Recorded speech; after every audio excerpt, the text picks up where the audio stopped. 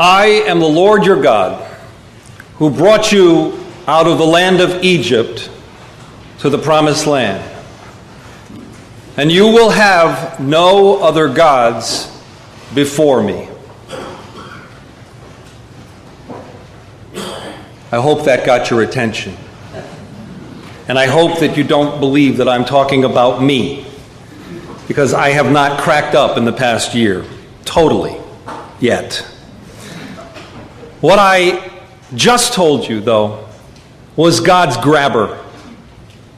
The Ten Commandments begin by letting you know what it is that is expected of us, that we must have faith and we must believe in our Creator, our God. We must worship Him. We must follow His commandments. We must live our lives as though we walk in the footsteps of our Creator, as we do walk in the footsteps of our Creator. And each and every one of us who walk today has a responsibility to adhere, to fulfill, and to live the words, the mitzvot, the commandments that God gave us as a gift. During these Yamim Narayim, our days of awe, I wonder, why are so many of us here today? I hope that we have all come here today for the same reason, to find something that matters to us, something that we could share with each other, and especially with our children. For those of you that say, I don't have any children, I say, look again. As a congregation, we all have children. As a congregation, we are required to remember what it is to teach our children. We have children in the chapel next door, in the junior congregation. We have children in the Shalom Friends room right now. We have children in our Easy preschool, all doing the same thing, learning to be Jews, because you brought them here. We all brought them here. They're all our children. And it's our responsibility to bring them all here. Whether they were born to us or if they are the child of another person, they are a child of Am David, of this synagogue. We have great teachers here at Am David. Our teachers understand and take the responsibility that we all have. We take it very seriously. And we understand that we must lead by example. When we teach, we want our children to get it. When we teach, we want to see the blossom turn to bloom as our children get it and understand what it is that we have taught them. A teacher is nothing more than a vehicle for God to teach God's commandments for all of us to live by. I'm not so sure if my generation did a great job of teaching its children. So many of our children from my generation either did not attend religious school or didn't understand what we were trying to teach. And so this congregation is trying to do it in a different way. Biyachad, together. Together, biyachad. We come together and find new creative ways to teach our children because we understand that biyachad, together, is the only way that we will get it right this time. And if you don't think that teaching is a commandment, let me remind you. It shall be that if you obey my commandments that I command you this day, to love the Lord your God, serve him with all your heart, with all your soul. Then I will send the rain for your land in its season, in the early autumn, rain in the late spring, and the rain will gather in your grain, your wine, and your oil. And I will provide grass in your field for your cattle, and you shall eat and be satisfied. Be careful that your heart be not tempted, and you turn away to serve other gods and bow to them.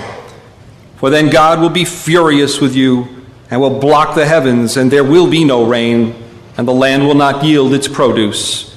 And you will perish quickly from the good land that God gives you.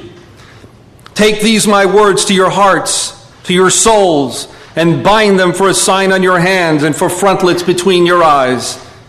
Teach them to your children, to speak to them when you sit in your house and when you walk on the road, when you lie down, when you rise up. Write them on the doorposts of your house and on your gates, so that your days and the days of your children may be prolonged upon the land, which God swore to give your forefathers, as the days of heavens are prolonged upon the earth. We are commanded to teach. Vishinantam levanecha. Teach Torah thoroughly to your children. My friends, this past summer, and a couple of years ago, I had the privilege to firsthand teach our children, along with their parents, as we together went on a mission to Israel. Firsthand, we learned the Bible. Firsthand, we learned about the wonders and the beauty of Eretz Yisrael, the land of Israel. Together, we fulfilled the commandment to teach our children as we brought them to Israel. Now, I've been asking our kids that attended the trip, how was the trip? What was it like?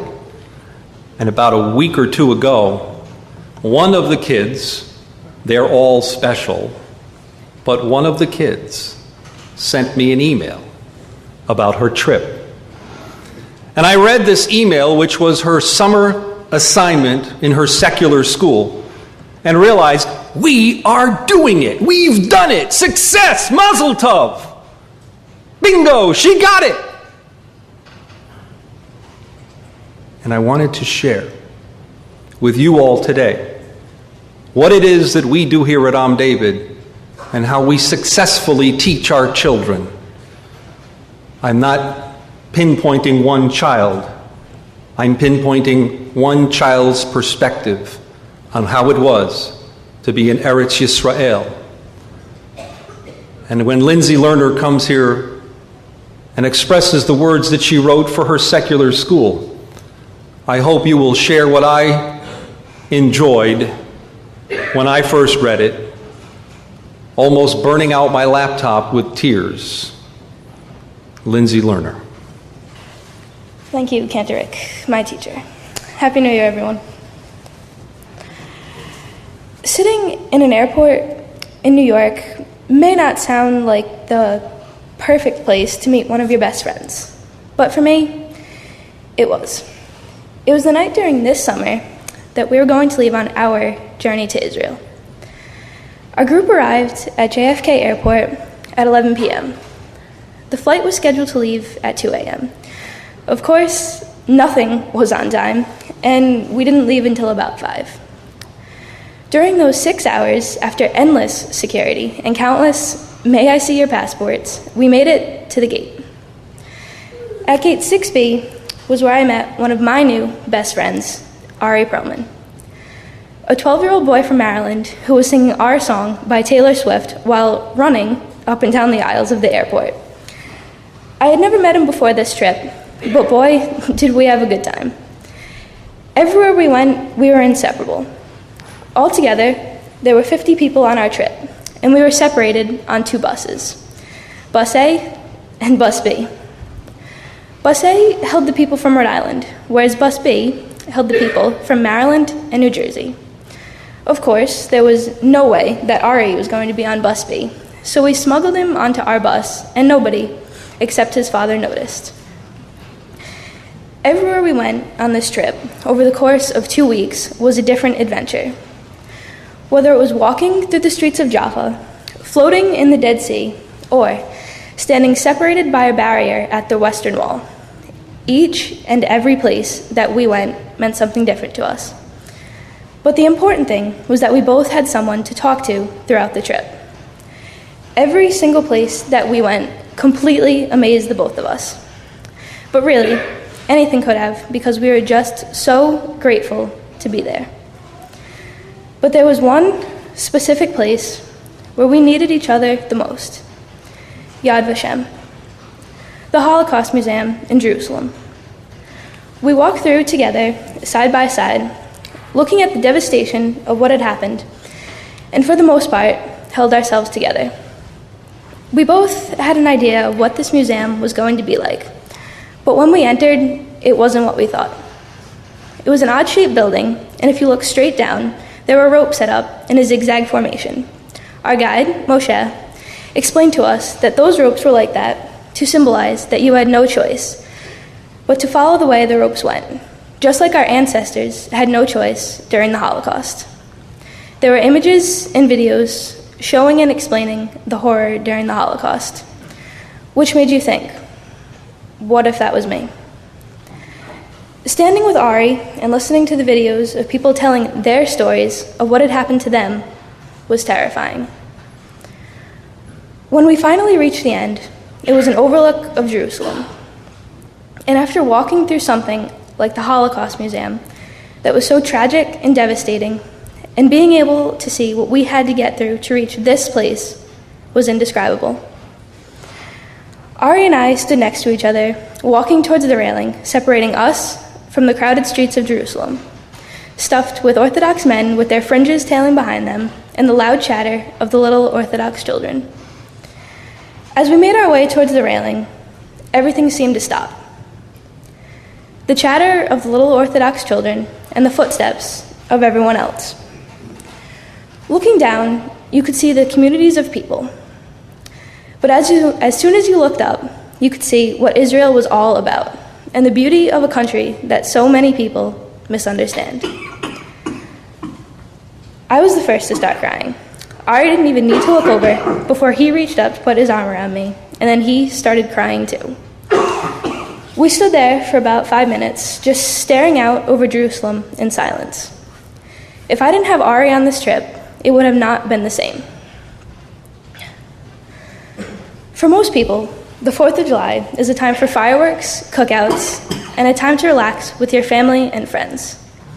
Usually, that's what it means for me too, but not this past 4th of July. On July 4th, 2008, I was in Jerusalem. There were no fireworks, no cookouts, absolutely nothing to do with July 4th at all.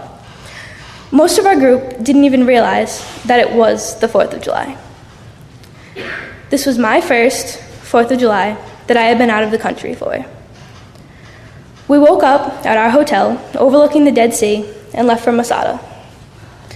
Masada was the last stronghold of the Zealots in their struggle against the Romans. When we arrived there, all 50 of us piled into a cable car that brought us to the top of this ancient mountain in the middle of the desert. Looking around, all you could see were deserts, and even more deserts. On top of this mountain, it was about 110 degrees. As we walked along, and our tour guide explained each and every detail of Masada. After quite a few hours, we all ventured back into the cable car and back down the mountain to our bus. From there, we were departing for Jerusalem. As we made our way to the ancient city of Jerusalem, we saw nothing but desert, spotted with donkeys and camels. Eventually, we made it inside the gates of Jerusalem and pulled up alongside one of the many narrow roads. All of us exited the bus and walked to the Jerusalem overlook for a spectacular view of the Temple Mount. Since I was designated photographer for the trip, I took endless group shots of all of us until everyone was satisfied. We then made our way to our hotel, but before that, we had to stop at a corner store. If you are ever interested in going to Israel, bring your own food. If it wasn't for this corner store, I don't think I would have eaten anything the whole trip. I was able to find a box of peanut butter Captain Crunch, which I ate every morning for breakfast, and usually for dinner too. We eventually made it to the King Solomon Hotel in Jerusalem. Since it was Friday, the Jewish religion states that at sunset it is Shabbat, or a day of rest. We spent the afternoon by the pool, and then, after sunset, walked to the Western Wall, otherwise known as the Kotel.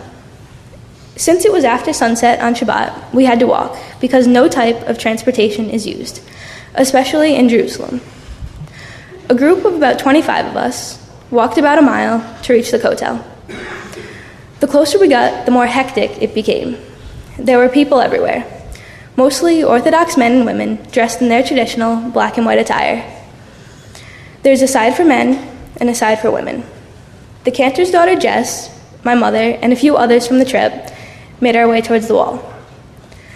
I don't know if it was because it was Shabbat or just the fact that I was in Israel, but before I'd even gotten to the wall, I began to cry. A lot of people don't understand why the wall is such an emotional place, but for some reason, it just is. After waiting for about a half hour, it was my turn to get up to the wall and say what I felt. This was one of the most emotional parts of the whole entire trip. Making my way to the wall, a whole flood of emotions rushed through my body. I pushed my hand up against the ancient stone, and then eventually, the rest of my body followed. A lot of things went through my head as I stood there, as the tears flowed down my face. And after a few moments, my turn was over. It was difficult to pull my hand away.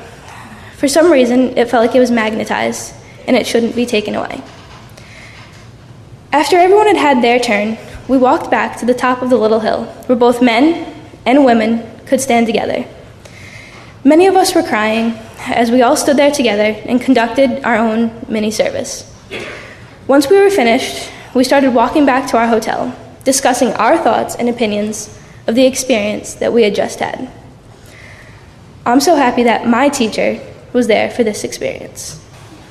And I'm honored that my students were biyachad, were together in Israel. Lindsey left off where she walked from the Kotel,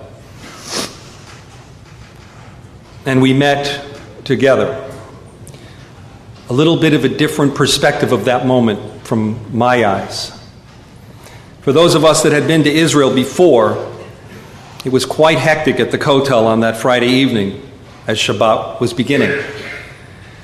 People coming, people going, people everywhere, people all over the place, thousands and thousands of people joining together in one place, one holy place together, one spot on this earth that we all can hold as the holiest place, not just for Jews, but for Muslims, for Gentiles of many different religious backgrounds. This is a holy place on earth.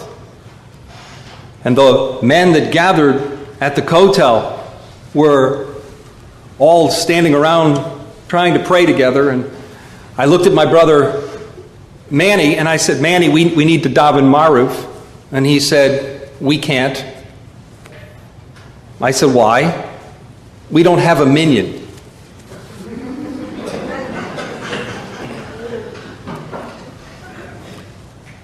Manny, there are thousands of peoples here right now. There are thousands of Jews standing in this spot that we're standing in. And we don't have a minyan? And Josh looked at me and said, there is definitely something missing, isn't there?